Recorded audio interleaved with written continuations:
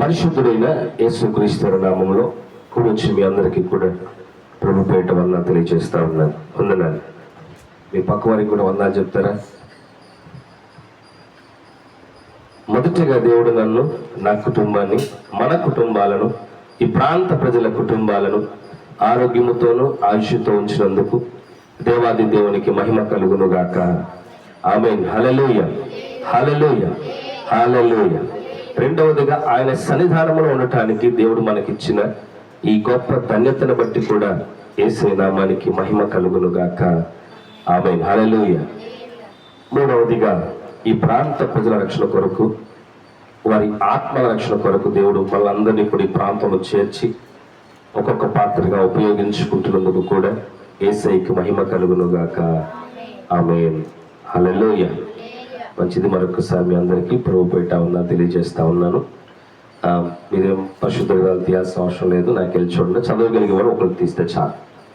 ఈ రోజున సర్వలోకము కూడా నశించిపోవటానికి, లేకపోతే అభివృద్ధి పొందకుండా పోవటానికి, అది మన దేశం కావచ్చు, లేకపోతే మన కుటుంబాలు కావచ్చు, మనకున్న సరిహద్దులు కావచ్చు, ఏదైనా కావచ్చు, అభివృద్ధి పొందకపోవటానికి, కుటుంబాల్లో ఆశీర్వాదం లేకపోవటానికి, కుటుంబాలు దినదినము కూడా హెచ్చించబడకుండా ఉండటానికి, అనగా నశించిపోవటానికి కారణము ఏంటి అని ఒక ఆలోచన దేవుని కృపను బట్టి మనం చేద్దాం. ఎందుకని ఈ రోజున కుటుంబాలు కావచ్చు, మనుషులు కావచ్చు, సమాజం కావచ్చు, రాష్ట్రాలు కావచ్చు, దేశాలు కావచ్చు, ఈరోజు ఎందుకు అభివృద్ధి పొందలేకపోతున్నాయి అంటే వారి సహవాసము ఎవరితో చేస్తున్నారనే ఆలోచన చేద్దాం. హల్లెలూయా. అలాగే మన సహవాసము ఎవరితో ఉండాలో కూడా. సహవాసం అంటే ఏంటి మీకు అర్థమయ్యేటట్లు చెప్తే ఫ్రెండ్షిప్. ఏంటిది? ఫ్రెండ్షిప్ కూడా ఒక సహవాసమే. ఈ రోజున యవన బిడ్డలు ఎవరితో సహవాసం చేస్తున్నారంటే, అనేక మంది యవన బిడ్డలు చెడు అలవాట్లతో సహవాసం చేస్తున్నారు. అనేక మంది పెద్దవారు పాపముతో సహవాసం చేస్తున్నారు. చిన్న బిడ్డలు సెల్ ఫోన్లతో సహవాసం చేస్తున్నారు. ఇప్పుడు చెప్పండి, సెల్ ఫోన్తో సహవాసం చేసే చిన్న బిడ్డలు చదువుకుంటాం సాధ్యమేనా? అడిగి చదువు అబ్బిద్దా? ఉదయం లేచిన కాంచి సెల్ ఫోన్లో గేమ్స్ ఆడే బిడ్డలు చూస్తూ ఉన్నాం కదా. వారి సహవాసం సెల్ ఫోన్తో అయినప్పుడు వాడు చదువుకుంటాడా? వాడు బాగుపడతాడా? వాడు నెక్స్ట్ క్లాస్కి వెళ్ళటానికి అర్హత సంపాదించుకుంటాడా అంటే లేదు. వాడు ఉదయం లేచిన కాడ నుంచి కూడా దేంతో సహవాసం? సెల్ ఫోన్తో సహవాసం చేసేవాడు అభివృద్ధి పొందుట అసాధ్యం. హల్లెలూయా. ఈరోజు యవన బిడ్డలు కూడా ఎవరితో సహవాసం చేస్తుంటే చెడ్డ స్నేహితులతో సహవాసం చేస్తూ ఉన్నారు, చెడుతో సహవాసం చేస్తూ ఉన్నారు. చెడ్డ పనులతో సహవాసం చేసేవారు ఒక మంచి బ్రతుకు పొందుకునే అవకాశం ఉందంటారా? లేదు. మరి అనేక మంది స్త్రీలు కూడా ఎవరితో సహవాసం చేస్తున్నారంటే చెడ్డ మాటలు పలికే వారితో, వారి మీద వీరి మీద చెడ్డ మాటలు పలికి అపహాసము చేసే వారితో సమయాన్ని ఎక్కువ గడిపి సహవాసం చేస్తూ ఉన్నారు. మరి ఈ రోజున కుటుంబాల్లో ఆశీర్వాదం లేదు. మన రాష్ట్రంలో కూడా అనేక మంది ఎవరితో సహవాసం చేస్తున్నారంటే దేవునితో సహవాసం ఎవరు చేయట్లేదు, కానీ మతంతో సహవాసం చేస్తూ ఉన్నారు. ఇది వాస్తవం. మతం అనే ఒక దెయ్యంతో సహవాసం చేస్తున్నారు. ఈ మతం మనల్ని ఎక్కడ నడిపిస్తుందంటే నాశనానికి, మన రాష్ట్రం యొక్క భవిష్యత్తు అంతరించిపోవటానికి ఉపయోగపడుతుంది. మన దేశము ఎదగటం లేకపోవటానికి కారణం ఏంటంటే అనేక మంది కూడా సహవాసము ఎవరితో చేయాలో అర్థం కాని పరిస్థితుల్లో ఉన్నారు. మరి వాక్యము ఎవరితో సహవాసం చేయమంటుంది? దేవుని బిడ్డలు ఎవరితో సహవాసం చేశారు? ఎవరితో సహవాసం చేయటం వల్ల ఎవరు ఏ విధంగా మార్పు చెందారనే విషయాన్ని ఈ రోజున దేవుని వాక్యం ద్వారా దేవుడు నాతో మనతో మాట్లాడబోతున్నాడు. హల్లెలూయా. అపోస్తుల కార్యములు 2వ అధ్యాయం 42వ వచనంలో ఇక్కడ కొన్ని సహవాసాలని మనం జ్ఞాపకం చేసుకుందాం. అపోస్తుల కార్యములు 2వ అధ్యాయము 42వ వచనం. వీరు అంటే ఎవరంటే ప్రజలు. అక్కడ ఉన్నటువంటి కొంతమంది ప్రజలు అపోస్తుల బోధ యందును ఇదిగో సహవాసమందును రొట్టె విరుచుట యందును ప్రార్థన చేయటి యందును ఎడతెగక ఉండిరట. మీకు నేను అర్థమయ్యేదిగా చెప్తాను. అక్కడ ఎవరైతే దేవుని సహవాసములో ఉన్నారో వాళ్ళు అపోస్తుల బోధ అనగా దేవుని యొక్క సేవకులు మాట్లాడే ప్రకటించే దేవుని వాక్యమందు సహవాసమందు రొట్టె విరుచుట యందును ప్రార్థన చేయటి యందును ఎడతెగక అనగా వారికి రెస్ట్ లేకుండా, అలసిపోకుండా, ఒక సమయం అనేది లేకుండా ఎప్పుడు కూడా వారి సహవాసం ఎవరితో ఉందట? సేవకులు మాట వినటము, అలాగే ఆత్మీయ బిడ్డలందరూ కూడా కలిసి ఉండటము, ఒకరింటికి ఒకరు వెళ్ళి భోజనము చేయటము, దేవుని పేరిట రొట్టె విరుచుట యందును, అలాగే ఒకరి కుటుంబం కొరకు ఒకరు ప్రార్థన చేయుట యందును కూడా ఎడతెగక ఉన్నారట. హల్లెలూయా. సహవాసం ఎలా ఉండాలి? ఎడతెగక ఉండాలి. ఈ రోజున ఆత్మీయ బిడ్డలలో అనేక మంది క్రైస్తవ బిడ్డలకు ఏమీ లేదంటే సహవాసము లేదు. మా సంఘము వేరు, మీ సంఘము వేరు. మీ ప్రార్థనలు వేరు, మా ప్రార్థనలు వేరు. మీ అయ్యగారు వేరు, మా అయ్యగారు వేరు. కానీ దేవుడు ఒక్కడే. నువ్వు సేవిస్తున్న దేవుడు, నేను సేవిస్తున్న దేవుడు ఒకడే అయినప్పుడు, ఇక్కడ అపోస్తుల దగ్గర ఉన్నటువంటి అనేక మంది కూడా ఎడతెగక ఉన్నప్పుడు ఈ రోజున అపవాది ఏం చేస్తుందంటే మనల్ని చెదరగొడతా ఉంది. ఈ 5 వేళ్ళు ఇలా బిగిస్తే ఏమవుతుంది? బలం వస్తుంది. హల్లెలూయా. ఈ రోజున మన దేశాన్ని కావచ్చు, మన రాష్ట్రాన్ని కావచ్చు, ఇలా బలము లేకుండా చేస్తున్నటువంటి అనేక మంది సహవాసాలు మన చుట్టే ఉన్నాయి. అందులో నేను ఎక్కువగా ఇప్పుడు మాట్లాడబోయేది ఆత్మీయ సహవాసం గురించి. దేవుని బిడ్డలు ఎలా ఉండాలట? ఒకరి పట్ల ఒకరు సహవాసములోను, కష్ట సుఖాల్లోనూ, అలాగే ప్రార్థనలోనూ ఏం చేయాలా? అలా ఉన్నప్పుడు నీ ఇంట్లో శ్రమ నాకు కూడా సంబంధించింది అవుతుంది. నీ ఇంట్లో శుభకార్యము నా ఇంట్లో జరిగినట్టు నేను ఫీల్ అవుతాను. నువ్వు కార్చే కన్నీరు నా కుటుంబంలో కూడా కార్చడం ఫీల్ అయ్యి ఆ కన్నీటికి నేను ఏం చేస్తాను? ఓదార్పునవుతాను. ఈరోజు కుటుంబాల్లో, ఆత్మీయ సంఘాల్లో ఈ ఆదరణ కరువైపోతుంది. ఎందుకో తెలుసా? సహవాసం మంచిగా లేదు. సంఘాలు విభజించబడ్డాయి. దేవుడు అంటున్నాడు సంఘము నా శరీరము. హల్లెలూయా. ఏంటట? దేవుని శరీరంలో ఉన్నటువంటి మనమంతా కూడా వేరు చేయబడతా ఉన్నాం. కాబట్టి ఈ రోజున క్రైస్తవత్వానికి బలము లేకుండా పోయింది, భారతదేశానికి బలము లేకుండా పోయింది. ఈ రోజున చాలా మంది జీవితాల్లో ఏమీ లేదంటే ఐక్యత లేదు. నువ్వేమైపోతే నాకెందుకు, నేనేమైపోతే నీకు, అందరం కలిసి ఆదివారం పూట సపోర్ట్లు కొడతాం. ఎక్కడ? దేవుడు ఒప్పుకుంటాడా? అపోస్తలులు మనం ఏం నేర్చుకుంటాం అంటే పరిశుద్ధ గ్రంథం నుంచి అనేక విషయాలు నేర్చుకుంటున్నాం. మనము మన సహవాసాన్ని విడిచిపెట్టి కేవలము ఆదివారం మాత్రము, శుక్రవారం మాత్రము సంఘంలోనికి వెళ్ళి ఏం చేస్తా ఉన్నామంటే గొప్పగా ఆరాధిస్తా ఉన్నాం. కానీ మిగతా రోజుల్లో ఒకరి కుటుంబంలో ఏం జరుగుతుందో ఒకరికి అనవసరంగా ఉంది.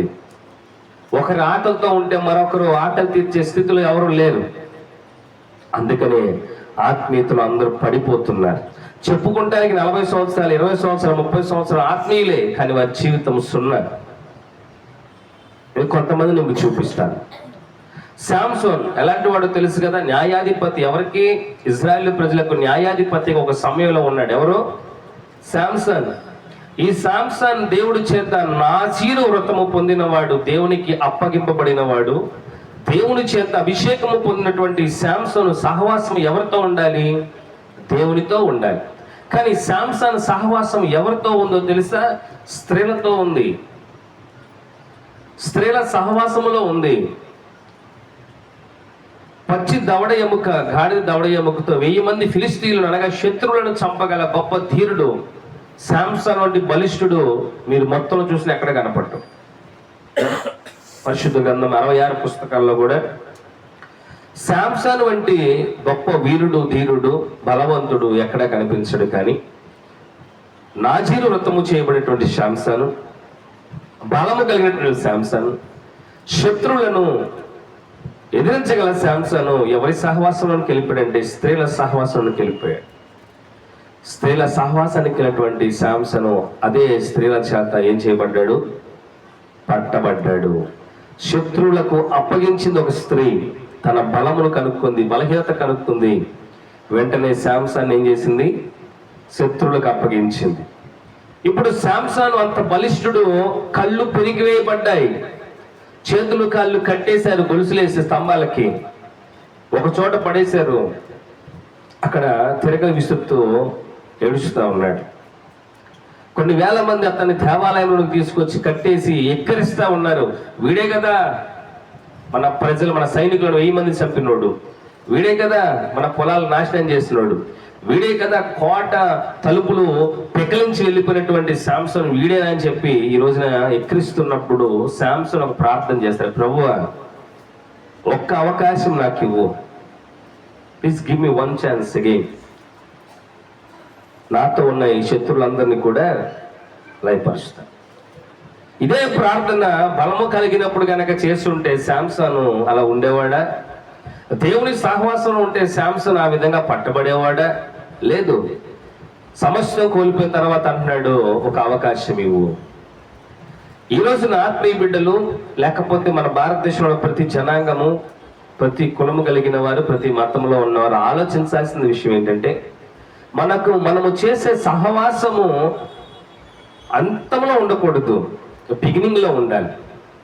శాంసన్ లాగా చివరి క్షణంలో మొరపెట్టేవారిగా ఉండకూడదు, కానీ ముందుగానే ఒక మంచి సహవాసాన్ని కనుగొనాలి. దేవుణ్ణి కనుగొనే వాళ్ళు ఎవరు లేరు తెలుసా మీకు?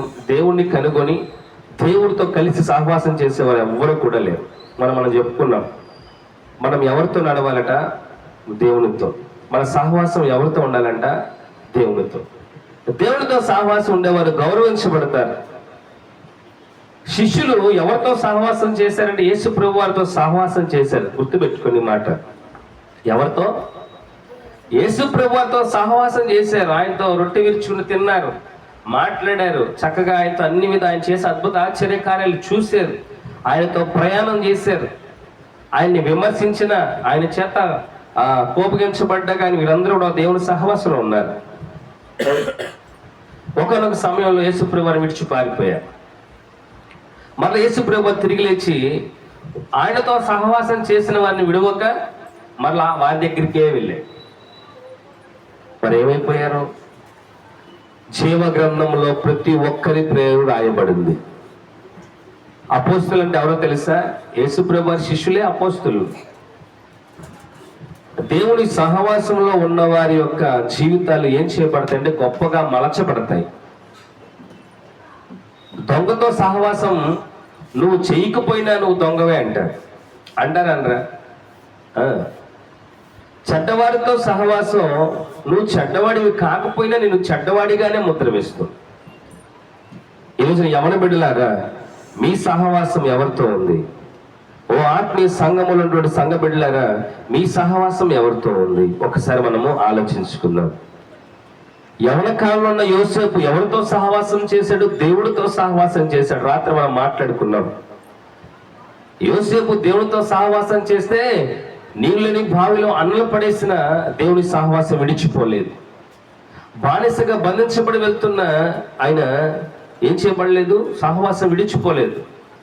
చెరసాలలో ఉన్న యోసేపు దేవుని సహవాసం విడిచిపోలేదు. కనుకనే ఆయన ప్రధానమంత్రి దేవుడు చేశాడు. హల్లెలూయా, హల్లెలూయా. ఈ మధ్యలో చార్లీ కిర్క్ అనే ఒక యవన బిడ్డను చంపేశారు అమెరికాలో. చార్లీ కిర్క్ ఈయనేమి మావోయిస్ట్ కాదు. అనేక మందికి సత్యాన్ని బోధించే ఒక మంచి యవనస్తుడు. అతి తక్కువ వయస్సులో అమెరికా దేశం అంతటినీ కూడా మంచి మార్గంలో యవన బిడ్డలందరినీ కూడా నడిపిస్తూ, దేవుని యందు భయభక్తులు కలగజేస్తూ, ఎవరికి తప్పు బోధలు కాకుండా మంచి బోధను ప్రకటించే ఈ చార్లీ క్లిక్ అనే ఒక యవనస్తుడిని బహిరంగంగా ఒక యవనస్తుడిని కాల్చి చంపేశాడు. ఎందుకు చంపావురా బాబు అంటే వాడు చెప్తున్న మాట ఏంటో తెలుసా? ఆయన బోధ నాకు నచ్చలేదు అంటున్నాడు. ఆ చుట్టూ కొన్ని వేల మంది ఉన్నారు. ఆ చార్లీ క్లిక్ అని ఆయన ఒక టెంట్లో కూర్చొని మాట్లాడుతున్నాడు, మైక్ పట్టుకుని మాట్లాడుతూ ఉన్నాడు. ఆ చుట్టూ కొన్ని వేల మంది యవనస్తులు అడుగుతున్నారు, ప్రశ్నలు అడుగుతుంటే ఇతను మంచిగా జవాబిస్తున్నాడు. అన్ని వేల మందికి అడ్డురాని బోధట ఒక్కడికి నచ్చలేదట. వాడు ముందుగానే గనుదించుకున్నాడు. వాడి సహవాసం ఎవరితో తెలుసా? దుష్టుడితో సహవాసం ఉంది. చెడ్డవాడికి మంచి మాటలు బుర్రకెక్కనే ఎక్కం, అది వాణ్ణే అంటున్నామేమో అనుకుంటాడు. అన్ని వేల మందికి నచ్చిన బోధ ఒక యవనస్తుడు ముందుగానే తుపాకీ పట్టుకుని వెళ్ళిపోయాడు. ఎందుకని? అతని బోధ ఎలాగో నాకు నచ్చదు కాబట్టి చంపేద్దాం. అమెరికా ప్రెసిడెంట్ కూడా తన దగ్గర తీసుకుని మాట్లాడే గొప్ప యవన బిడ్డను ఏ పని పాట లేని ఒక డ్రగ్గిస్ట్, అనగా లోకానుసారంగా చట్ట సహవాసం చేసిన వాడు ఒక మంచి వ్యక్తిని చంపేశాడు. అనేక మంది యవన బిడ్డలను కొన్ని సంవత్సరాలుగా పురిగొల్పి వారిలో ఉన్న చెడుతనాన్ని, డ్రగ్స్ తీసుకునే వాళ్ళందరినీ కూడా మంచి మార్గం నడిపిస్తూ దేవుని యొక్క బోధను ప్రకటిస్తూ నశించిపోయే యవన బిడ్డలందరినీ కూడా క్రీస్తు బోధల చేత, ఒక మంచి మాటల చేత, ఒక మంచి మార్గం నడిపిస్తున్నటువంటి ఒక బ్రదర్ని ఒక పని పాట లేని ఒక మూర్ఖపు ఆలోచన కలిగిన వాడు చంపేశాడు. అతను బతికుంటే ఇంకా కొన్ని వేల మంది యవన బిడ్డలు మార్పు చెందేవారేమో, కానీ చంపబడ్డాడు. ఈరోజు మన దేశంలో కూడా యవన బిడ్డలు చెడ్డ సహవాసంలో ఉండి మంచి వారిని ఏం చేస్తున్నారు? లయపరుస్తున్నారు. బైబిల్లోకి సెలవిస్తా ఉంది, మోసపోకుడి దేవుడు వెక్కిరింపబడు. నువ్వు ఎవరితో సహవాసం చేస్తావో చెయ్యి, కానీ తీర్పు దినమున ఖచ్చితంగా నువ్వేం చేయబడతావు? నిన్న అతని కోర్టుకు తీసుకొచ్చారు, చంపిన వాడిని. చర్చి అని మాట్లాడుతున్నాడు, నీ పేరేంట్రా బాబు అంటే పేరు చెప్పాడు. ఇప్పుడు ఆడికి సన్మానం చేస్తారా? ఏం చేస్తాడు? అక్కడ శిక్ష ఎలా ఉంటాయి తెలుసా? ఇంకా డైరెక్ట్ పంపించేట పైకి ఉరి శిక్ష, లేకపోతే ప్రెసిడెంట్ ఎలాగో ఆ బ్రదర్ తెలుసు కాబట్టి ఎన్కౌంటర్ చేసి అతను ఏం చేస్తారు, లేకపోతే జీవితాంతం జైల్లో వేసేస్తారు. వాడి సహవాసము మంచిగా ఉన్నట్లయితే ఆ కొన్ని వేల మందిలో వాడు కూడా ఒక మంచి యవనస్తుడిగా ఉండేవాడు. దేవునికి స్తోత్రం కలుగును గాక. వాడి సహవాసము దుష్టుడితో ఉంది కాబట్టి ఈ రోజున ఒక మంచి వ్యక్తిని చంపి తన జీవితాన్ని స్పాయిల్ చేసుకున్నాడు. ఈ రోజున ఆత్మీయ బిడ్డలను మనము కూడా మన సహవాసము ఎవరితో అంటే దేవుని బిడ్డలతోనూ, దేవుని సంఘముతోనూ, దేవుని యొక్క సేవకుల యొక్క మాట బోధలతోనూ ఉండాలి. చాలా మందికి దేవుని వాక్యం వినాలంటే చాలా ఇబ్బంది, అలాగే దేవుని పాటలు వినాలంటే ఇబ్బంది. అలా కాకుండా సినిమా పాటలు మీరు రాత్రంతా మోగించినా వింటాం. డీజే పెట్టి కలర్ లైట్లు పెడితే రాత్రంతా గుండెలు అలసిపోయే డీజేలు పెట్టినా వింటారు, కానీ దేవుని మాటలు వినటానికి ఇష్టపడరు. హల్లెలూయా. యూట్యూబ్లో, ఫేస్బుక్లో బూతులు మాట్లాడుకుంటా నవ్వించి ఫ్రాంక్ కాల్స్ చేసి, లేకపోతే ఫ్రాంక్స్ చేసే వాటి ఎన్నన్నా చూస్తారు. దేవుని వాక్యం 10 నిమిషాలు కూడా వినలేదు. మన సహవాసము లోకముతో ఉన్నంత కాలం మనం ఏం చేయబడదు? మన దేశము, మన రాష్ట్రము, మన కుటుంబాలు అభివృద్ధి పొందట కష్టం. యోసేపు దేవునితో సహవాసము చేసి కొంతకాలం వెయిట్ చేశాడు. దేవుడు జీవితాంతం కూడా తన కుటుంబము కూడా ఒక ఉన్నతమైన స్థానం దేవుడు ఉంచాడు.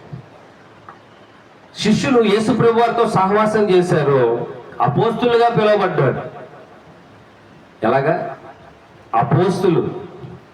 ఈ అపోస్తుల్లో నుంచి సౌలు కూడా వచ్చాడు బయటికి. శిష్యుల ద్వారా ప్రపంచమంతా కూడా దేవుని శిష్యులు కొనసాగుతూ ఉన్నారు. మరి ఈ రోజున క్రైస్తవుడు అని చెప్పుకుంటున్న మనము ఎవరితో సహవాసం కలిగి ఉన్నాం? మన సహవాసం ఎవరితో తెలుసుకోవాలి. మనుషులు ఎన్ని రకాలు ఉంటారమ్మా చెప్పండి ఒకసారి. మనుషుల రకాలు ఉన్నారా? 7 రకాల?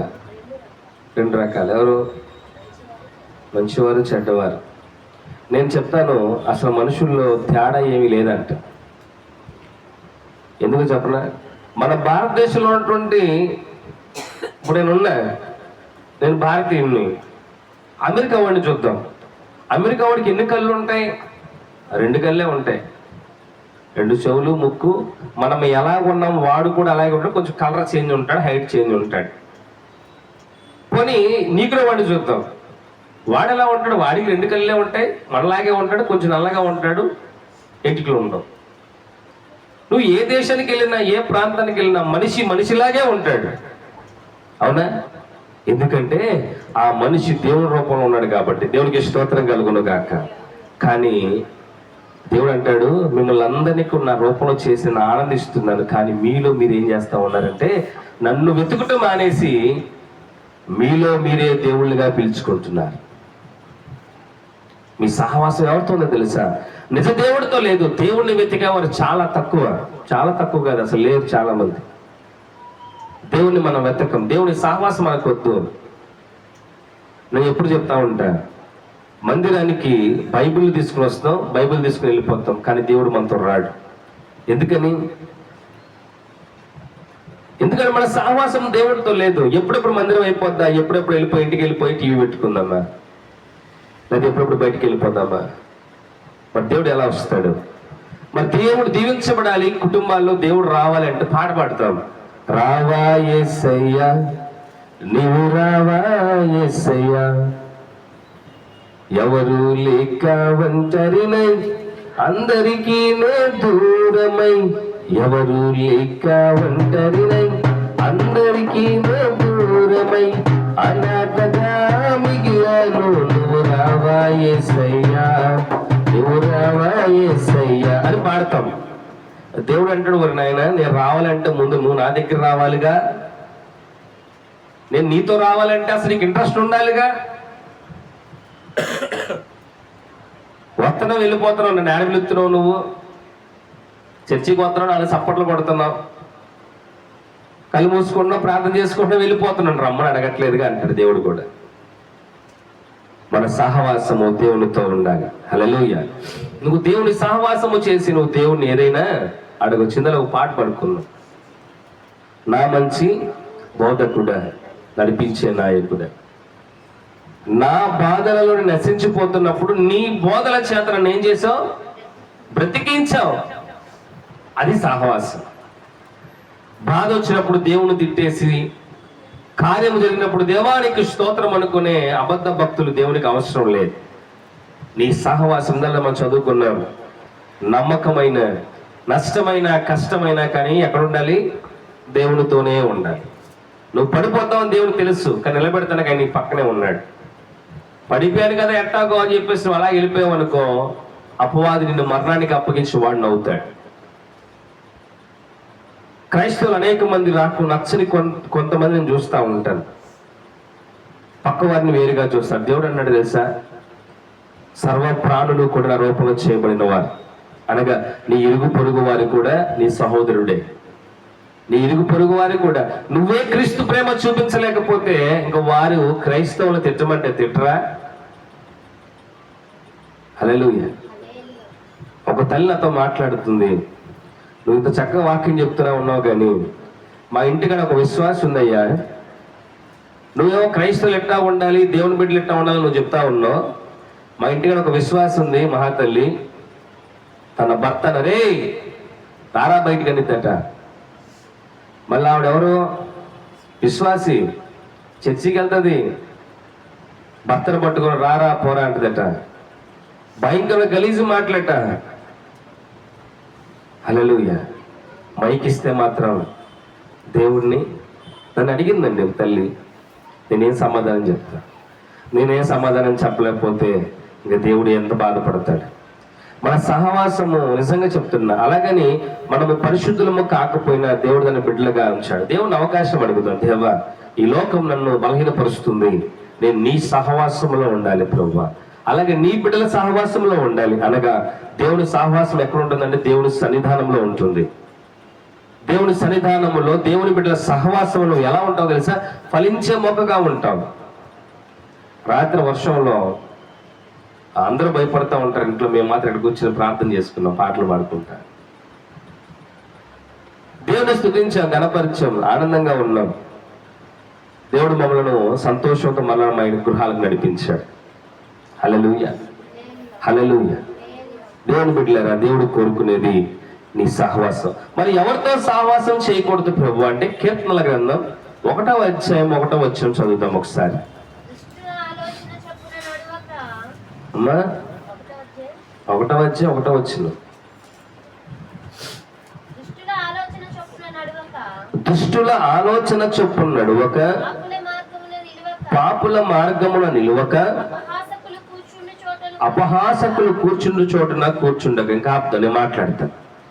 దుష్టులు ఆలోచన చొప్పున నడవకూడదంట. దుష్టులు ఏం చేస్తారంటే, అరే ఇలా కాదురా అక్కడికి వెళ్దాం, ఈ సమయము దేవుని సన్నిధి కాకుండా వేరే చోటకి వెళ్ళిపోదామని దుష్టులను ఏం చేస్తారు, నీ ఆలోచన చెడగొడతారు. నువ్వు మందిరానికి బయలుదేరతావు, కానీ మధ్యలో ఉన్నటువంటి దుష్ట స్నేహితుని ఏం చేస్తాడు, మందిరాన్ని రానియకుండా నేను లాక్కెళ్ళిపోతాడు. వాడి ఆలోచనల కంటే నువ్వేం చేయకూడదు, నడవకూడదు వాడితో కలిసి. నడిచామనుకో, మొన్న ఇద్దరు యవన బిడ్డలు పాపం స్కూల్కో ఎక్కడికో బయలుదేరాడు. అందులో ఒక దుష్టుడు ఏం చేశారే, కాలువకి వెళ్ళి ఈత కొడదాం రారా అన్నాడట. ఏదో నదికి అనుకోండి, సంథింగ్. నదికి వెళ్ళి ఈత కొడతా ఉన్నారు. ఈలోకి ఏమైపోయింది తెలియకుండా ఒకడు మునిగిపోయాడు. ఇప్పుడు తీసుకెళ్ళాడు, బాగానే ఉన్నాడు, వచ్చినోడు చచ్చిపోయాడు. ఆ తల్లి గుండెలు బాదుకుంటుంది, మరే పాపిష్టోడా, నువ్వే కదా నా బిడ్డను తీసుకెళ్ళావు, నా బిడ్డ ఏడురా. హల్లెలూయా, హల్లెలూయా. మొన్నకి ఇద్దరు యవనస్తులు ఒక బ్రిడ్జి కింద కూర్చున్నారు. ఎక్కడ ప్లేస్ లేదని చెప్పి ఇద్దరు కలిసి బ్రిడ్జి కింద కూర్చున్నారు. వాళ్ళు కూర్చున్న సేపు బాగానే ఉంది. కొద్దిసేపటికి గేట్లు ఎత్తేసారట, వరద నీళ్ళన్నీ వచ్చేసినాయి. వాళ్ళు ఆ బ్రిడ్జి మీద బిక్కు బిక్కుమని కూర్చున్నారు. వరద ఒక్కసారిగా ఆ వీడియో చూపిస్తా ఉన్నారు యూట్యూబ్లో. ఈలోగా ఆ చుట్టుపక్కల ఉన్నటువంటి కొంతమంది చేపలు పట్టే వాళ్ళని చూసి ఒక ఇద్దరు పడవేసుకుని వెళ్ళి వాళ్ళని రక్షించారు. వాళ్ళకి ఏం అవ్వలే. ఈ రోజున ఆ ఇద్దరు ఒక దుష్టుడై ఉంటాడు. ఆ బ్రిడ్జి కిందకి వెళ్ళాల్సిన పని ఏంటి వాళ్ళకంటే, అందులో ఒకడు రెచ్చగొడతాడు ఆయన, వెళ్దాం పదరా ఏమవదు, అలాగే వెళ్దాం పదరా ఏమవదు, ఇప్పుడు వచ్చేద్దాం అట్టెళ్ళిద్దాం అనుకుంటారు. కానీ అపవాది సహవాసంలో ఉన్నవారులాగా ఎప్పుడు ఏం జరుగుతుందో తెలియనే. అందుకని దుష్టుల సహవాసం నువ్వు చేయకూడదు. ఒకవేళ నిన్ను ఎవడన్నా మాట్లాడనుకో, నువ్వేం చేయాలా, నేను రానురా, నేను దేవుని సహవాసంలో ఉన్నాను. ప్రైజ్ ది లార్డ్, హల్లెలూయా. ఇది ఒక సంతోషాన్న సండే స్కూల్ చెప్తా ఉన్నాడు. నేను సండే స్కూల్కి వెళ్తే ఒకనొక సమయంలో సంతోషం ఉన్న ప్లేస్ నేను ఉండాలరా అనుకోవాలి. హల్లెలూయా, దేవునికి స్తోత్రం కలుగును గాక. రెండో చూస్తే పాపుల మార్గం నిలవకూడదు. ఎక్కడట, రాత్రి 10:30 అయితే ఎక్కడ నిలబడకూడదు, రోడ్ల మీద నిలబడకూడదు. నిలబడితే ఏమైంది, 10:30 తర్వాత ఎవరు తిరుగుతారు రోడ్ల మీద, పాపం చేసేవాళ్ళు, దొంగలు, త్రాగుబోతులు, గంజాయి తాగేవాళ్ళు, చెడుపోలు తిరుగుతూ ఉంటారు 10:30 తర్వాత రోడ్ల మీద. ఎందుకంటే వాళ్ళు కుటుంబ సహవాసంలో ఉండరు, వాళ్ళు లోక సహవాసంలో ఉంటారు. మొన్న నాకు తెలిసి ఒక యవనస్తుడు పాపం ఊరకనే పైప్ రోడ్లో కూర్చున్నాడంటే ఆటోలో. పోలీసులు వచ్చారు, ఏం చేస్తున్నారు అక్కడ అంటే, ఏం లేదు సార్ ఇప్పుడే బండి ఆపాం. బయటికి లాక్కొచ్చి కర్రలతో కొట్టి వాళ్ళ దగ్గర ఉన్న ఫోన్లు తీసుకుని వెళ్ళిపోయారు పోలీసులు. నాకు ఫోన్ చేసినప్పుడు వెళ్ళాను, ఏం మాట్లాడటానికి లేదు, రేపు రండి రేపు రండి. రేపు వస్తే వాళ్ళ ఫోన్లు వాళ్ళకి ఇవ్వడానికి 1000 రూపాయలు అడిగారట. ఎందుకు సార్ అంటే, 11 గంటలకి నువ్వు ఏం పనిరా రోడ్ల మీద, 11 గంటలకి నువ్వు ఎంత మంచోడు అయినా, నువ్వు ఎంత పాస్టర్ అయినా, నువ్వు ఎంత ఇంజనీర్ అయినా కానీ 10:30 11 గంటలు నువ్వు రోడ్డు మీద ఉన్నావంటే నువ్వు పాపివే, నువ్వు తాగుబోతోడివే, నువ్వు తిరిగిపోతోడివే, నువ్వు దొంగవే. ఎవరి దృష్టిలో? పోలీసుల దృష్టిలో. సో పాపుల మార్గం ఏం చేయకూడదు నువ్వు. హల్లెలూయా, హల్లెలూయా. అలాగే అపహాసులు కూర్చుంటే చోట నువ్వేం చేయకూడదు. ఇది మరి ఈ మధ్య యవనస్తులు బాగా ఒక అమ్మాయి కూడా చేసి మిగతా వాళ్ళందరూ కూడా ఏడిపిస్తూ ఉంటారు, వాడిని ఎగతాళి చేస్తారు. బైబిల్ కింద సెలవిస్తూ ఉంది, అలాంటి దుర్మార్గులు కూర్చుండే చోట కూడా నువ్వు కూర్చోకూడదట. ఎవడే తన తోటి స్నేహితుని ఎగతాళి చేస్తాడో, వాడిని ఎక్కిరించి నవ్వుతాడో, వాడితో సహవాసము చేయకూడదు, వాడితో కలిసి కూర్చోకూడదట. ఎందుకంటే నువ్వు కూడా ఒకప్పుడు అపహాసింపబడతావు. పక్కన ఉండి చేసినవాడు ఖచ్చితంగా తర్వాత నిన్ను కూడా చేస్తాడు, పక్కన ఎవడు దొరకకపోతే. హల్లెలూయా. మరి ఎవరితో సహవాసం చేయాలంటే దేవుని బిడ్డలతో సహవాసం చేయండి. హల్లెలూయా.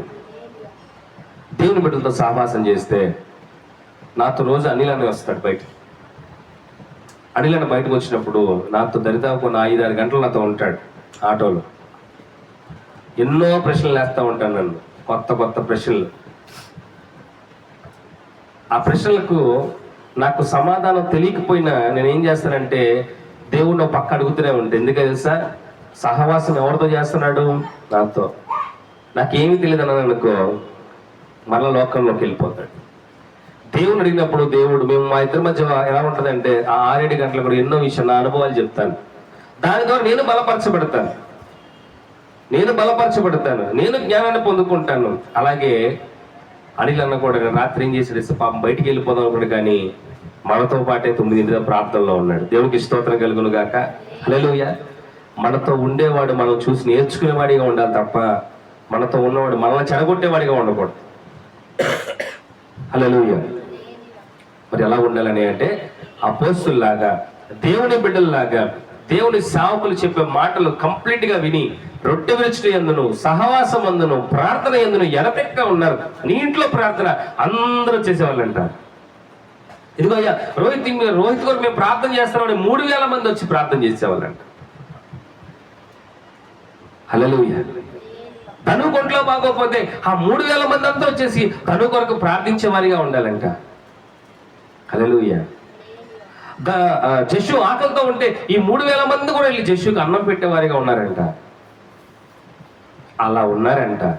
ఒక కుటుంబం కొరకు 3000 మంది ప్రార్థన చేసే ఆదిమ సంఘంగా ఉన్నారు. ఏం జరిగింది తెలుసా?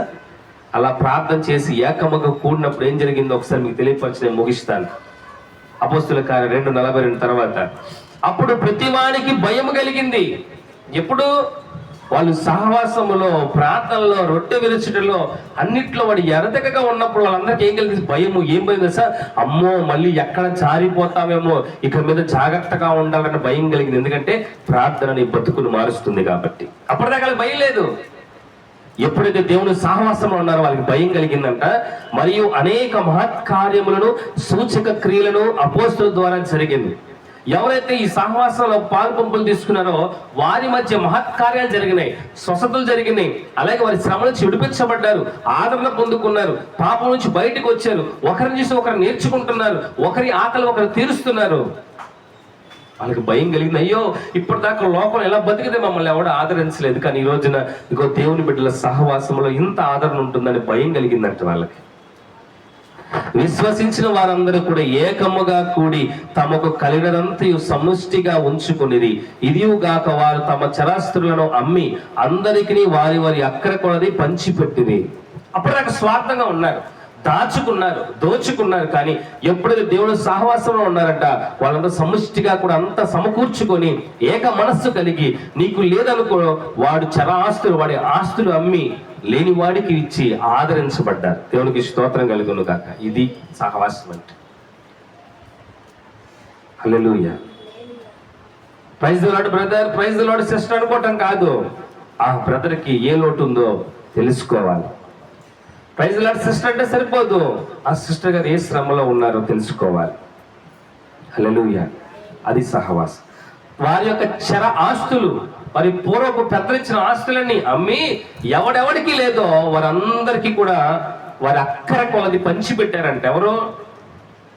సహవాసం ఉన్నవాళ్ళు, అపోస్తులు కాదు.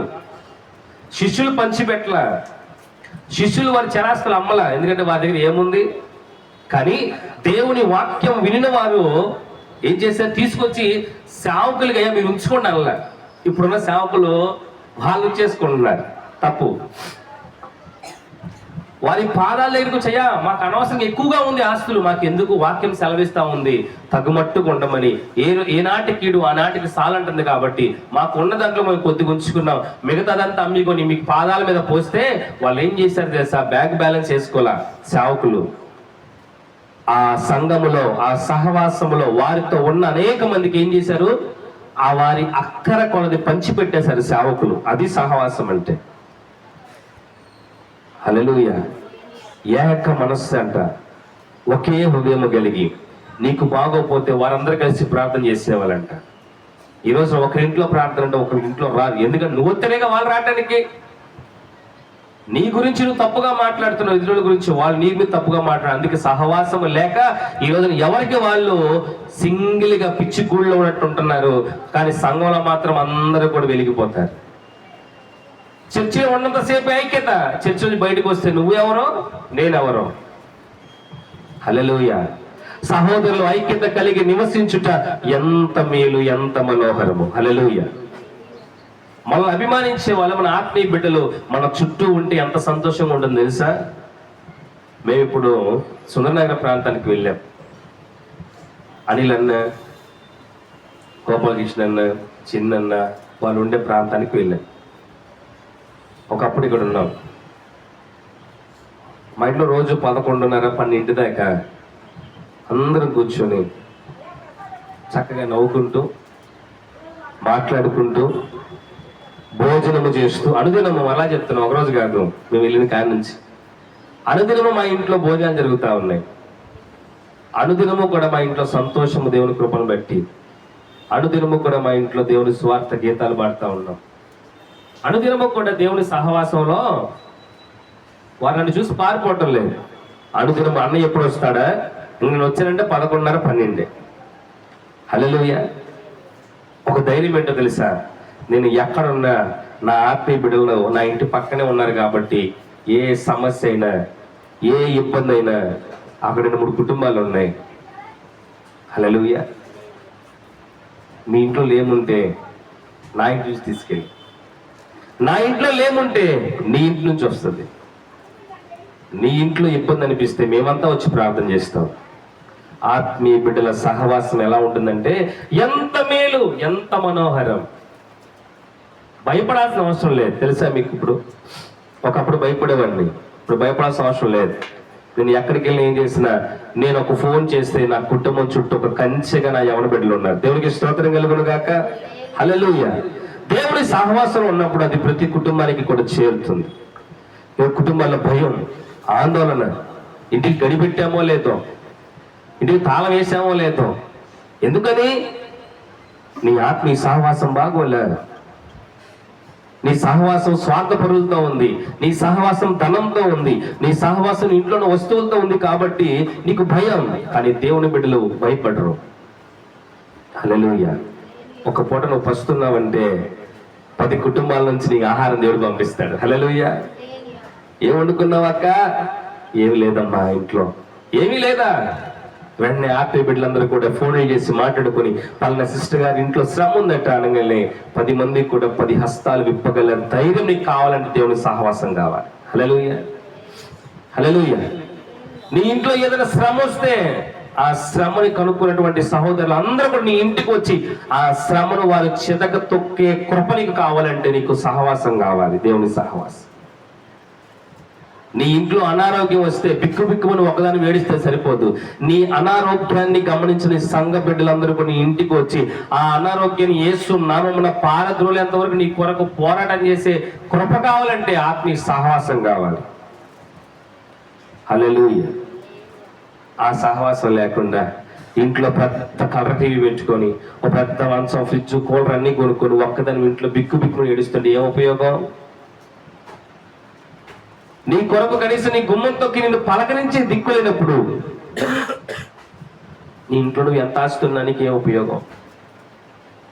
నీ పక్కన వచ్చి నీ భుజం మీద చేసి నేను ఉన్నానరా అనే స్నేహితుడు లేకపోతే నువ్వు 10 మందితో స్నేహం చేస్తే ఏంటి, 100 మందితో స్నేహం చేస్తాయండి. మంచి స్నేహితుడట, నిజ స్నేహితుడు నీ కొరకు ప్రాణం పెట్టును. మీ ఫ్రెండ్స్ ప్రాణం పెడతారా? 100 రూపాయలు ఒకటి కనపడితే నీ పక్కన ఉంటారు, పక్కోటి దగ్గర ఉన్నది కనపడితే ఆ దగ్గరికి వెళ్ళిపోతారు. సహవాసం ఎవరితో ఉండాలి? దేవుని బిడ్డల సహవాసము దేవునితో, సంఘ బిడ్డలతో ఉన్నప్పుడు నీ ఇంట్లో శ్రమ నీ ఇంట్లో ఉండదు, వీళ్ళు ఉండనివ్వరు. హల్లెలూయా. నీ ఇంట్లో ఆకలి ఉంటే నువ్వు అనుకుంటున్నా ఇంట్లో ఆకలి ఉందని, కానీ నీ సంఘ బిడ్డలు ఆకలి ఉంచరు. నువ్వు ఏడుస్తుంటే 10 హస్తాలు నీ భుజం తట్టి ధైర్యపరిచే సహవాసం దేవుని బిడ్డల సహవాసం. హల్లెలూయా. అది లేనంత వరకు నువ్వు ఎంత గొప్పడివైనా, నువ్వు ఎంత అందగాడివైనా, నీకు ఎన్నున్నా కానీ ఈ లోకంలో ఎవరితో తెలుసా? ఒక అనాథవి. దేవుని సహవాసము లేని వారు అనాథలే. ఆత్మీయ బిడ్డల సహవాసలేని అనాథలే, ఇరుగు పొరుగు వారితో సఖ్యతగా లేని వారు అనాథలే. నీ రక్తసానికి శ్రమ వచ్చినప్పుడు, అనారోగ్యంతో ఉన్నప్పుడు ఒక కథ చెప్పి ముగిచ్చేస్తాను. కథ కాదు, ఒక హిస్టరీ. ఒక వీధిలో అట అన్ని రకాల కులాల వాళ్ళు, మతాల వాళ్ళు ఉన్నారట. అందులో ఒకడు అన్నాడు, రే నీది నా కులం కాదు, నీది నా మతం కాదురా, మేమంతా ప్రత్యేకించబడిన వాళ్ళం, మీరు మా ఇంటికి రాకూడదు, నేను మీ ఇంటికి రాకూడదు అన్నాడట ఒకడైతే. మిగతా వాళ్ళందరూ కూడా యాజుజువల్గా ఎవరికి వాళ్ళు చక్కగా ఉన్నారు. ఏ బాధ ఎందుకంటే ఇళ్ళ మధ్య అలాంటివి ఉండవు, చాలా సంతోషం చాలా కుటుంబాల్లో. కానీ ఒక వ్యక్తి మాత్రము వ్యతిరేకంగా ఉన్నాడు. మీరు మా వాళ్ళు కాదు, మా వాళ్ళు కాదు, మా వాళ్ళు కాదు అని. సరే అందరూ కూడా ఫోన్లే తెలియక మాట్లాడుతున్నారు. ప్రతి విషయం అందరితో గొడవ పడుతున్నాడట. పొద్దున్న లెగిస్తే వాళ్ళు కడిగిన నీళ్ళు ఇటు రాకూడదు, వాళ్ళ ఇంటి చెత్త ఇటు రాకూడదు, వాళ్ళ గుమ్మం ముందు నడవకూడదని గొడవ పడుతూ ఉన్నాడట ఆ కుర్రవాడు. ఒకరోజు అన్ఎక్స్పెక్టెడ్గా పడిపోయాడు ఇంట్లో పడిపోతే ఆ సహోదరి తనని మోయలేక ఇబ్బంది పడతా ఉంటే తన ఎదురింటి అతను చూసి లోనికి వెళ్ళేటప్పుడు గుమ్మం లోనకి రావద్దన్నాడు యవనస్తుడు. ఆ మాట గుర్తొచ్చిందంట. ఆ పక్కన కూడా సరే ఏంట్రా ఈ సమయంలో ఆగుతావేంట్రా పద అని చెప్పి ఇద్దరు కలిసి ఆ ఎవడైతే పడిపోయాడో ఆ కుర్రవాడిని ఎత్తుకుని హాస్పిటల్ తీసుకుని వెళ్ళారు. వాళ్ళన్నారు ఇతనికి బ్లడ్ తక్కువగా ఉంది కాబట్టి ఇతనికి బీపీ లో అయిపోయి పడిపోయాడు, ఇతనికి అర్జెంట్గా ఏమి ఇవ్వాలా, బ్లడ్ ఇవ్వాలి. ఆ యవనస్తుడు చూస్తా ఉన్నాడు, కళ్ళు తెరిచి మాట్లాడలేకపోతున్నాడు. అతను అనుకుంటున్నాడు ఇప్పుడు నా పరిస్థితి ఏంటి అని. ఒక యవనస్తుడు ఏంటంటే, అన్న నీ బ్లడ్ గ్రూప్ నా బ్లడ్ గ్రూప్ ఒకటే, మరి ఈ సమయంలో నువ్వు బతకాలంటే నేను బ్లడ్ ఇవ్వమంటావని అడిగాడు. ఇప్పుడు కళ్ళు తెరిచి చూస్తున్న వాడు కన్నీళ్లు గారుస్తున్నాడట. అని వెంటనే నా బ్లడ్ ఇవ్వండి సార్ అన్నాడంట ఒక యవన బిడ్డ, తన ఇంటి ఇరుగు పొరుగువాడు. తన కుటుంబ సభ్యులు వాళ్ళ బంధువులకు ఫోన్లు చేశారు, వాళ్ళ అన్నదమ్ములకి అందరూ ఫోన్లు చేశారు. 9ంటికి పడిపోతే వాళ్ళు మధ్యాహ్నం 1 గంటకు వచ్చారు. కానీ ఈ 3 గంటలు ఎవరున్నారు పక్కన? తన ఇరుగు పొరుగు వారే. ఏ ఇరుగు పొరుగు వారితో గొడవ పెట్టుకున్నాడో వాళ్ళే తీసుకెళ్లారు, వాళ్ళే రక్తం ఇచ్చారు. వాళ్ళు వచ్చేదాకా చూడకుండా ఆఖరికి అతను ఆ బీపీలో ఆ పురుషుడు కదా వాష్రూమ్కి వెళ్ళిపోతే ఆ ఎదురింటి ఆయనే, ఆడపిల్లలు తీయకూడదు కదా, ఆయనే శుభ్రంగా ఆయన షార్ట్ తీసి మరలా క్లీన్ చేశాడట. ఇది ఎవరి సహవాసము? దేవుని బిడ్డల సహవాసం ఉంటే ఇరుగు పొరుగు వారితో సఖ్యతగా ఉంటాం. మళ్ళా చెప్తున్నాను, ఇరుగు పొరుగు వారిని మనం వేరుగా చూడకూడదు.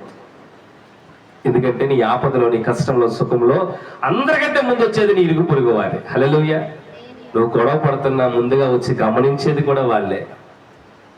కాబట్టి మనం జీవనం సాగిస్తున్న ప్రాంతంలో దేవుని ప్రేమను చూపించే వారిగా ఉండాలి తప్ప దేవుని విమర్శించే వారిగా మనము ఉండకూడదు. కాబట్టి దేవుని బిడ్డలారా, ఈరోజు ఒక ప్రశ్న వేసుకుందాం, ముగిస్తున్నాను. మన సహవాసం ఎవరితో ఉంది? మన సహవాసం మతంతో ఉందా? అయితే నువ్వు మతం అనే ముసుగులో పోతావు. నీ సహవాసం కులంతో ఉందా? నీ కులం నీకు కూడు పెట్టదు. నీ సహవాసం దుష్టుడితో ఉందా? అయితే నువ్వు కూడా ప్రశప్తం కలిగి ఉంటావు. నీ సహవాసం అపహసించే వారితో ఉందా? నువ్వు కూడా అపహాసకుడివే. నీ సహవాసం దేవుని బిడ్డలతో ఉందా? నీ సహవాసం మంచి వారితో ఉందా? నీ సహవాసం ఇటు పొరుగు వారితో అటు ఇటుతో మంచిగా ఉన్నావా? నువ్వు ఎలా ఉంటావు తెలుసా? సంతోషముతో గుండెల మీద చేసుకుని పడుకుంటావు. హల్లెలూయా.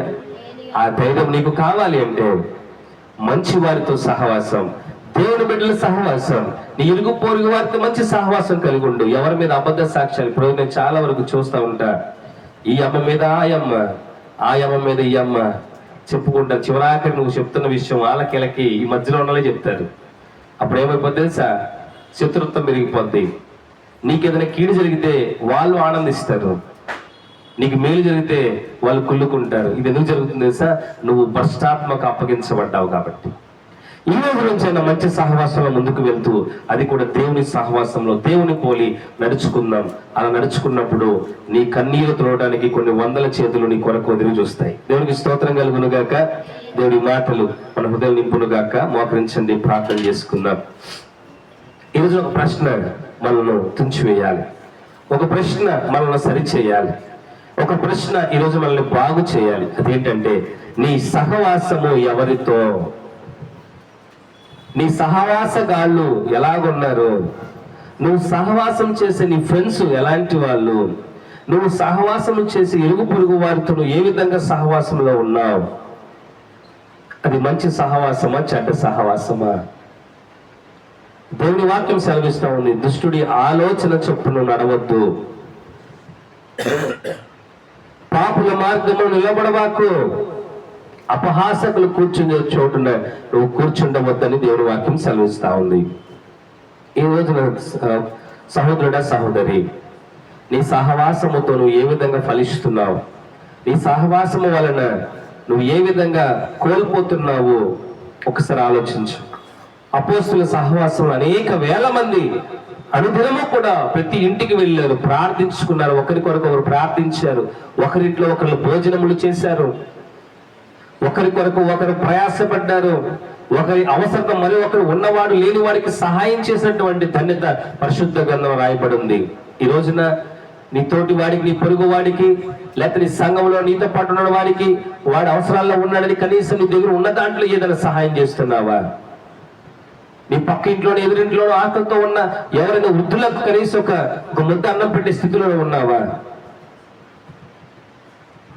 దేవుడు ఒక రోజున ప్రశ్న వేస్తాడు, జాగ్రత్త. ఈ రోజున ప్రకృతిలో ఉన్న అనేక మంది జీవరాశులు ఒకరికి ఒకరు సహాయం చేసుకుంటా ఉన్నాయి. కానీ మనుషులమైన మనము ఒకరి యొక్క అవసరాల్లో ఒకరు, మాకెందుకులే మేము బాగున్నాం కదా అనుకుంటున్నారు. ఇది మంచి సహవాసము కాదు. దేవుడు చెప్తున్నాడు, ఇంటింట రొట్టె విరిచారట, సహవాసంలో ఉన్నారట, ప్రార్థనలో ఉన్నారట, ఒకరి అవసరం ఒకరు తీర్చుకున్నారట, వారు కలిగింది అమ్మి మరి ఎదుటి వారికి సహాయము చేసి దేవుని కృపను పొందుకున్నారట. ఈరోజు సాక్ష్యం నీకు ఉండాలంటే నీవు కూడా దేవుని సహవాసంలో ముందుకు వెళ్ళాలి. ఇరుగు పొరుగు వారి పట్ల నువ్వు ఎంత ప్రేమగా ఉంటావో వారి ఆత్మలు రేపు నీ గురించి సాక్ష్యం ఇస్తే 10 మందికి నీ గురించి మంచి సాక్ష్యము పలకాలి. దేవుడు నాకు అది చేశాడు, దేవుడు నాకు ఇది చేశాడు, సంఘంలో గొప్పగా గలమెత్తి సాక్ష్యం చెప్పాల్సిన అవసరంలా నీ గురించి నీ పక్కింటోడు ఒక మంచి సాక్ష్యం చెప్తే చాలు. నిన్ను చూసినప్పుడు చేతులు జోడించి నీకు వందనాలు చెప్తే అంతకంటే ధన్యత ఏముంది? ఈ రోజు ఎదుటి వాడిని చూసి వందనాలు చెప్తున్నాడా? నిన్ను చూసి ముఖం తిప్పుకుంటున్నాడా? అంటే నీ సహవాసం ఎవరితో ఉందో ఒకసారి ఆలోచించు. ఓ ఎవరి బిడ్డ, నీ సహవాసం ఎవరితో ఉంది? తాగుబోతుతో నీకు సహవాసం ఉందా? తిరుగుబోతుతో నీకు సహవాసం ఉందా? ఈరోజు ఆ సహవాసాలు విడిచిపెట్టు. మంచి వారితోనూ దేవుని బిడ్డలతో నీ సహవాసం మొదలుపెట్టు. నీ జీవితం ఫలించే కొమ్మగా దేవుడు ఏర్పాటు చేస్తాడు. ప్రార్థన చేసుకుందాం. దేవుడి మాటల ద్వారా ఒక మంచి సహవాసాన్ని దేవుడు మనకు అనుగ్రహించును గాక. ప్రార్థన. మహాగణుడా, అతి పరిశుద్ధుడా, సర్వలోకాన్ని కలుగు చేసిన దేవా, నీకు వందనాలు స్వామి. ఈ ఉదయకాలము ఒక మంచి సహవాసం విషయంలో మేము ఆలోచన చేయడానికి మీరు మాకు ఇచ్చిన జ్ఞానమును బట్టి, ఉపదేశమును బట్టి కూడా వందనాలయ్యా. నిజమే, ఈ లోకంలో అనేకమైన సహవాసాలు ఉంటూ ఉండగా ఈ ప్రజలందరూ కూడా అనేకమైనటువంటి సహవాసాలు కలిగి వారి జీవితాలను పాడు చేసుకుంటున్నారయ్యా. మరి ఈరోజైతే అపోస్తుల ఆదిమ సంఘం యొక్క సహవాసాన్ని మేము జ్ఞాపకం చేసుకున్నాం. ఆ సంఘము ఏ విధంగా ఆత్మీయ సహవాసంలో ఉందో, తద్వారా వారు ఏ విధంగా బలపడ్డారో, ఏ విధంగా దాన్ని మార్చుకున్నారో, ఏ విధంగా దీవించబడ్డారో మేము తెలుసుకున్నాం. అలాగే మా సంఘాలు కూడా ఆశీర్వదించబడాలి. మా సంఘములు, అలాగే మా దేశము, మా రాష్ట్రంలో ప్రతి ఒక్కరూ కూడా మంచి సహవాసం కలిగి ఉండాలి. దుష్టుల సహవాసము, ప్రసక్తపు సహవాసము కలగకుండా దుష్టుని ఎదిరించి మంచివాడితో సహవాసం చేసే జ్ఞానము ప్రతి ఒక్కరికి అనుగ్రహించండి. మంచి సహవాసం ఒక మంచి మార్గం నడిపిస్తుంది కనుక యవన బిడ్డలు, ఈ ప్రాంతం నివాసం చేస్తున్న అనేక మంది కూడా మంచి సహవాసములో ముందుకు వెళ్ళడానికి సహాయం చేయండి. ఈ రోజున ప్రభువా, మేము నివాసం చేస్తున్న ప్రాంతాన్ని, మా పట్టణాన్ని, మా రాష్ట్రాన్ని, మా దేశాన్ని కూడా ఒక మంచి సహవాసం నడిపించండి. చెడ్డ మాటలు పలికే వారి సహవాసం నుంచి మంచి మాటలు తెలిపే వారి సహవాసంలోకి వెళ్ళినట్లు సహాయం చేయండి. యవన బిడ్డలను, పెద్దవారిని, స్త్రీలను, పురుషులను, చిన్న బిడ్డలను అనేక మందితో మీరు మాట్లాడేందుకు స్తోత్రాలు చెల్లిస్తూ ఉన్నాను. ఉదయకాలము ఈ యొక్క ఆత్మీయ సహవాసములో మీరు మాకు ఇచ్చిన యేసయ్య ఆత్మీయ సహవాసపు మందిరంలో ఒక మంచి సహవాసం గురించి మేము నేర్చుకున్నాం. ఇది మొదలుకొని మేము కూడా ఒక మంచి సహవాసాన్ని ఏర్పాటు చేసుకొని అది నీ ద్వారా నీ యందు నిలబడి నీతో సహవాసంలో ముందు కొనసాగి ప్రభువా నీ ద్వారా దీవించబడి ఆశీర్వదించబడి అనేక మంది మాదిరికరంగా జీవించే కృప నాకు మాకు మా అందరికి అనుగురించి మీరే సర్వమహిమ పొందుకోమని నా ప్రభు యేసుక్రీస్తు పేరిట చిన్న ప్రార్థన ఆలకించమని అడిగి బ్రతిమలాడుకుంటున్నాను పరమ తండ్రి. ఆమేన్, ఆమేన్, ఆమేన్. యేసు రక్తమే జయం, ప్రభు రక్తమే జయం, యేసు రక్తం సంపూర్ణంగా విజయం, అపవాదికి లయం, యేసు నామం జయము కలుగును గాక. సాతానికి ఇప్పుడు ఎల్లప్పుడు సమస్తం సర్వనాశనం కలుగును గాక. ఆమేన్, ఆమేన్, ఆమేన్. తండ్రి అయిన దేవుని ప్రేమ, కుమారుడు యేసుక్రీస్తు వారి కృప, పరిశుద్ధాత్మ కరుణ సహవాసము సన్నిధి ఆశీర్వాదం మనకు మన కుటుంబాలకు ఈ ప్రాంత ప్రజలకు దేవుని సహవాసం మెండుగా ఉండును గాక. ఆమేన్, ఆమేన్, ఆమేన్. ప్రైజ్-ద-లార్డ్. మీ అందరికీ ప్రభుపేట వందనాలు. యేసు ఆత్మీయ సహవాసంలో మీ దేవుని సహవాసంలో మీరు అందరూ కూడా ఉండాలని ప్రభుపేట కోరుకుంటున్నాను. దేవుడు దీవించును గాక. ఆమేన్.